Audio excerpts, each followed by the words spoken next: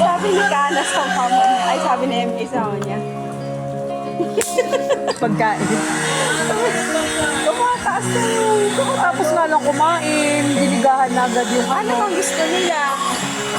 Hindi yung yogurt na, yung ininom nila. Bake ma kayo na. Pagkain tayo dyan kung ano nahanap nila. Ngayon na lang ulit ako iinom ng tikit. Ah, diba? Nakakalasing to eh.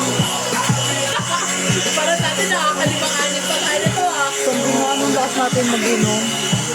Huwag lang ako sa tequila. Tequila! Mayaman kayo ah. Tequila. Ano ba ito inumin? Asin muna. Shot. Body shot dapat. Higa ka nga muna dyan. Naligo na siya. Basta lang ang init. Tis-tis ah.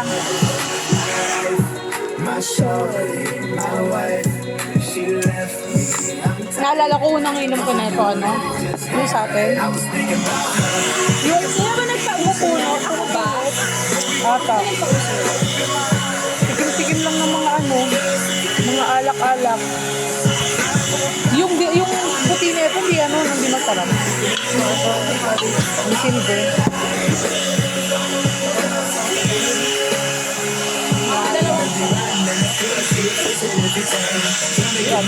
O talaga ano, nakakaunat siya. Mas ano pa, girl? Mahirap Mas madali pang magunat, no? Ano mo, kaiba ng diabetic girl? Hindi na dapat nagkakanin. Sarap-sarap tayo ng kon.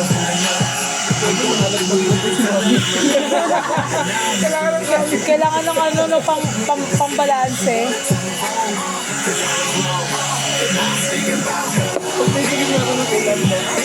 Staycation o ano, parlor o walwalan. Hindi malaman na.